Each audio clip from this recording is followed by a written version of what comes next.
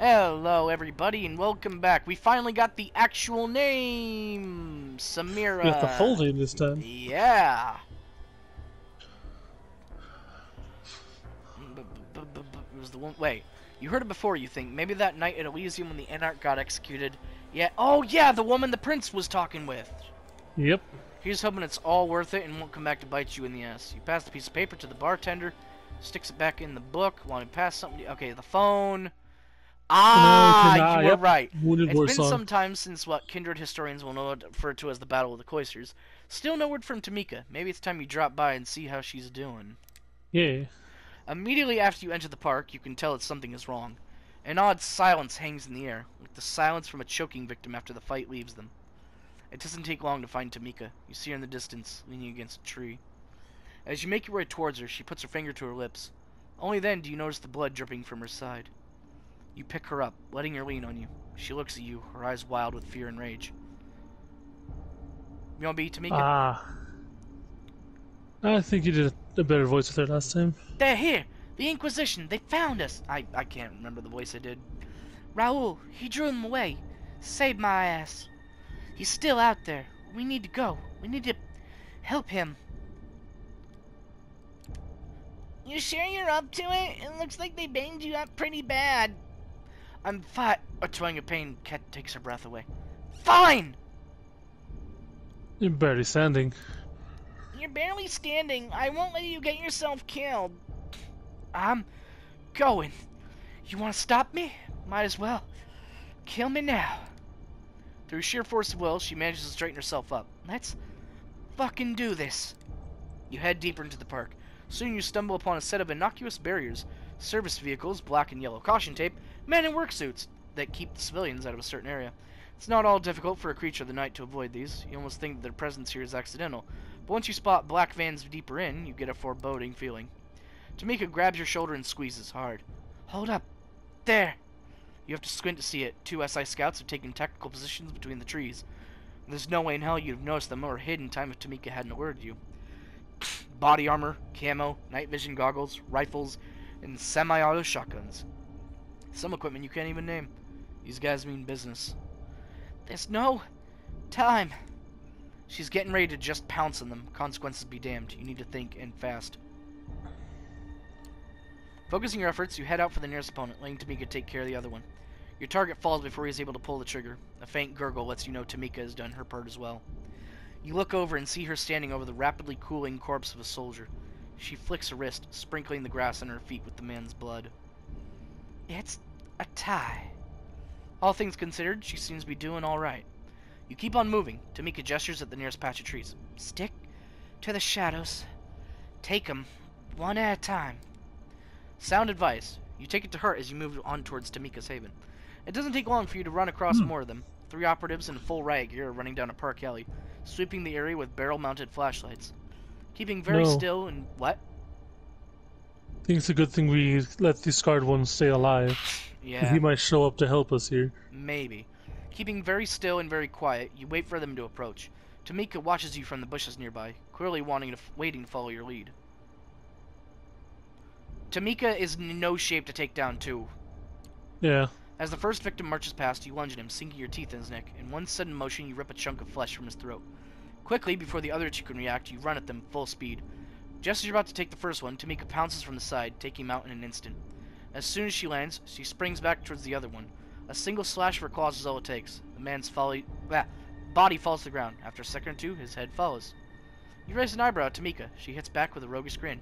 2 to 1. No time to savor your victory. A savage yell rings out from across the tree line. You know that voice. Raoul! Tamika throws herself towards where it came from. It's almost unbelievable how fast she moves, considering the state she's in. You're barely able to keep up. Mere seconds later, you find yourselves under the cover of a rose bush, giving you a clear view of a nearby clearing.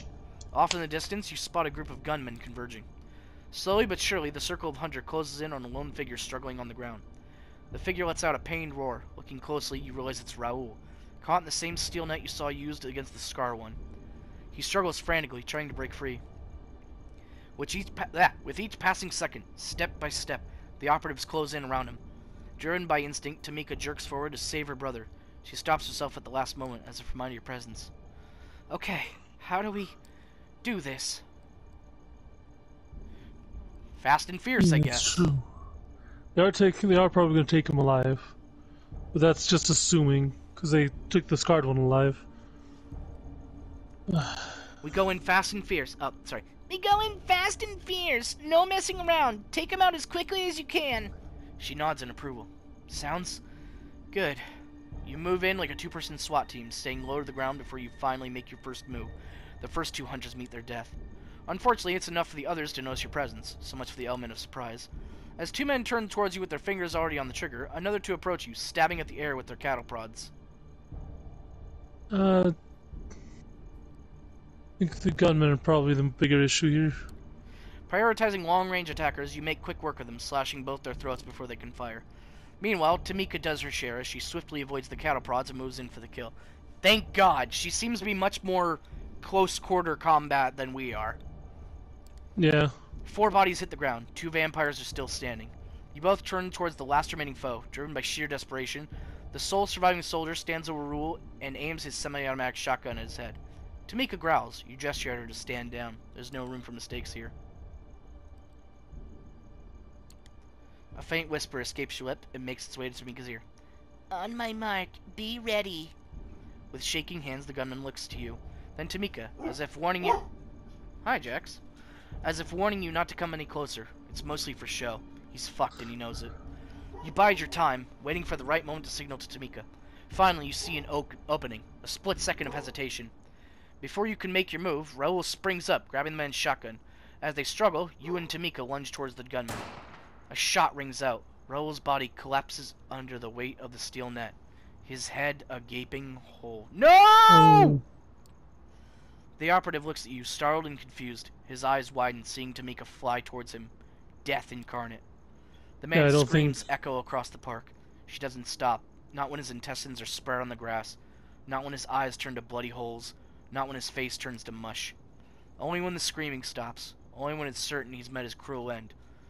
Only then does she stop. You watch, in silence, as she walks over to what's left of her brother. Falling to her knees, Tamika lets out a yell unlike any you've ever heard. It's as if she's being possessed by some wailing spirit. A banshee screaming out into the sky. Her scream echoes across the clearing until, finally, it all goes quiet. With tears streaming down her face, she looks up at you. It's my fault! I put us in their sights! If it wasn't for me, he'd still... Clenching her fist. Hello, Jax. Will you settle down? She pounds the ground in frustration. Fuck! It was his choice. It was his choice as well. He wasn't a child. He knew what could happen. She bows her head, pressing her chin to the chest. It's like she's processing what you just said, coming to terms with it. Finally, she looks up and gets back on her feet. She seems to have shed her despair, at least for the time being. Let's get out of here. Hastily, yet carefully, you make your way out of the park. You don't stop until you realize there's a nearby alleyway. There, in the relative safety of the surrounding darkness, you take a moment to rest. Leaning against the wall, Tamika presses her hand into the wound. Fighting off the pain, she looks up at you. Let's split up. Less attention.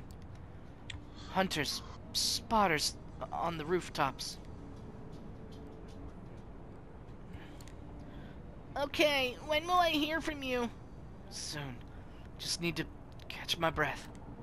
Knowing when it's time to fold, you nod and head towards the far end of the alley. After several steps, you look back to see how Tamika's doing. You smile, noting her absence. Yeah, there's the trophy, wild at heart.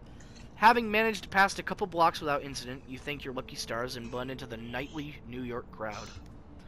Hopefully Tamika's made it as well.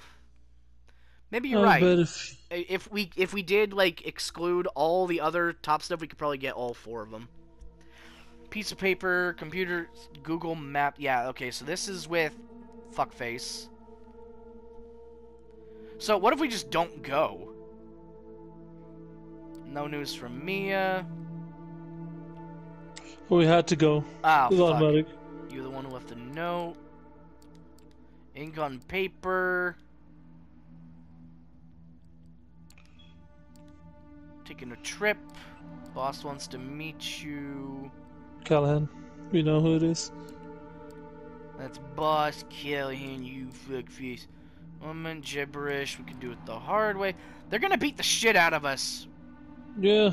Either way. So I wondered, is there a way to actually fight this out? Because, I don't know, we're fucked either way, right? It doesn't matter. Yeah. You're not going down without a fight. You rush at the man and hit him, bracing for an unpleasant beating. A shriek fills your head. It's the woman. She's making you feel small and weak. The other two men join in. Kicks, punches, you barely feel them. You fight back, fiercely. Land a few good hits. A baseball bat breaks on your shoulder. A poorly aimed stake scrapes your chest, slides off ribcage, and breaks on the pavement. The wailing of the woman drowns out everything until all you can think of is that you need to make her shut up. She must obey. You're weak, bruised. They keep hitting you and hitting you and hitting you. You stop resisting. New tenderized. There we go. Want to resist. Blood, strength to fight. Rickety motorboat. Cloth bag. Vincent, my dear boy, why the hood over our guest's face? I thought, no, no, no, that will not do. How many times must I repeat myself? Yes, boss. Well, take the ridiculous sack off their head. Apologies for Vincent's unacceptable behavior. I believe you already know who I am, Boss Callahan. You dumb looking motherfucker, I so love that. We make ourselves first the make us work for Sug, want to meet with Torque. Yep. Oh, stupid, nice change of pace. Torque is the reason you're here.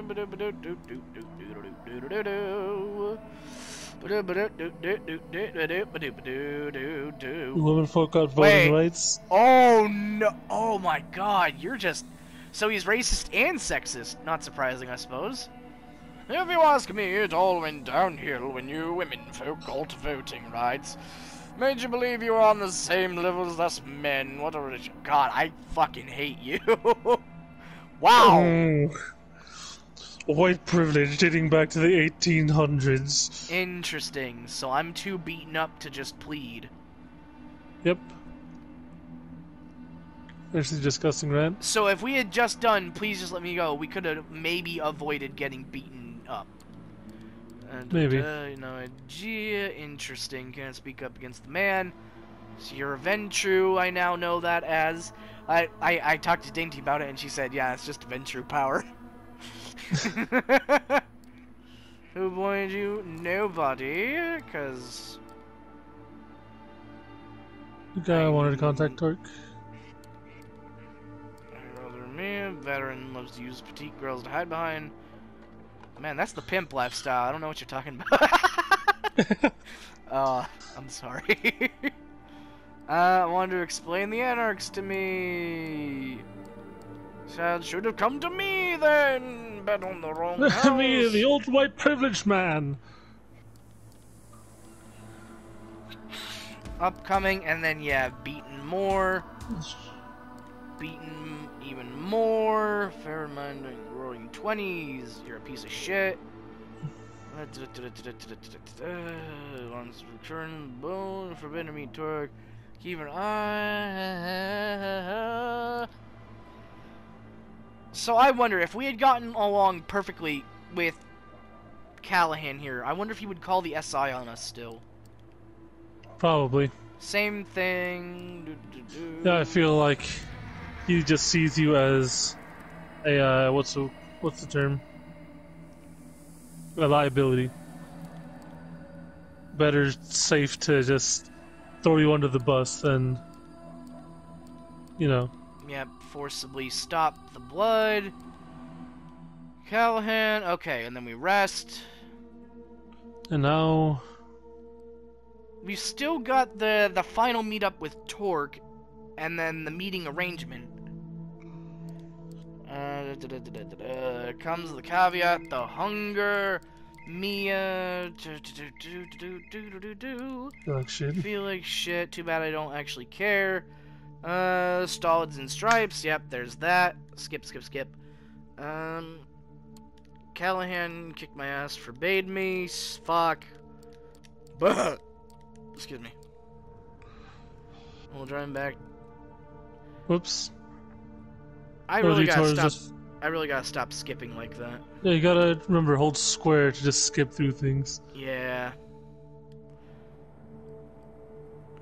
Weren't you supposed to place lookouts? Got word you come in a few minutes ago. That's right. Let's do it. That's right. Sorry. Yeah, Mia told me as much. Forgive my being real with you right off the bat. But I know I'm dealing with, so as well been scratching my head about. Language when you scan through and through. Sophie wants to meet with you. Sutherland wants to meet you. I didn't ask why. She didn't tell me. Just gathering allies. Blah blah blah. What? No, I didn't. I told you I was with Sophie. Really? Come on. Okay, so it doesn't matter because they. Yeah. Okay. Yeah, we did tell her that we were interested in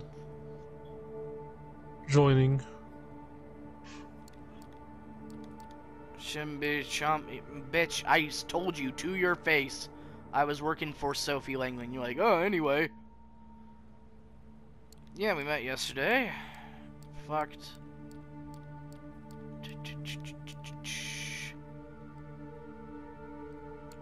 Gladly. So I'm not so bloodlusty that I can do that. Interesting. That wasn't an option last time. Nope. The stake Vince hurt Vince a lot. You approach Callahan's thugs. He almost escapes the grasp of Torque's men as he lunges at you. No dice. These dudes know what they're doing. You bite down. Vince's fierce resistance turns into low-key defiance, less of a struggle and more of a complaint. His blood is smoky and active, like a living thing unhappy about its current destination. It's like having tendrils reaching into your gullet, unpleasant and revolting, but still, you keep drinking, for the experience itself is nothing like you've ever had. A firm hand on your shoulder yanks you back. You instinctively snarl. The beast disturbed and eager to voice its discontent. Mia slaps you to attention, to Torque's amusement. Enough's enough, Dom. He takes an old pool cue and breaks it over his knee. Take him and take him downstairs. Let's keep Callahan guessing about what happened to his favorite puppy. So it did help our bloodlust, though. Yeah. Vince. As entertaining as that was, I think Vince's unmatched wisdom. Yeah. Okay, this is the same thing. Skip. Say yourself, fledglings fall. I'm sorry, but don't sell me out. It's just it. Just the messenger. I'll repeat your conditions. Repeat conditions to Sophie. What about it? Panicked. Same thing. It's done, but there'll be trouble. Needing set up commands quickly. There's gonna be trouble. Callahan's goon. During meeting with Torque, the same guy who beat me yesterday, Vince showed up. He's Callahan's goon. We have to assume he knows I met Torque. Well, it just means we have to bring the plan to close. Yep. Skip. Torque, trust her. Okay, yeah, this is the finale. This is where it happens, because like immediately after, it's like, oh, you're under attack. Yeah. Okay, so Then you'd have one more. So yeah, we would be able to get everyone if we just focused on them and not other things. I don't know. We've only had 2 chances with this, so you get 1, 2, 3. Maybe. It would be a very tight squeeze, though. So. Time. Yeah, let's see what this does. Approaching the cathedral on the street makes you nervous. You've been here twice, and twice something bad has happened. Or almost happened, as in both cases you ran away. Benoit suggested it's time to stop running and experience faith head on. Perhaps he's right. Maybe it is cowardly to take refuge in rationalizations when you know what you felt. The holiness of the priest and your own damnation. Walking towards the doors of the cathedral, you glance at the bench where you sat when you first met Benoit. He's waiting for you, sitting and contemplating the cathedral's Gothic architecture. Are you sure we should be meeting here? Don't worry, we're not going inside. Benoit looks different than before. Intense. Certain. You had some time to think about what we spoke of before. They're always after me Lucky Charms. I'm sorry.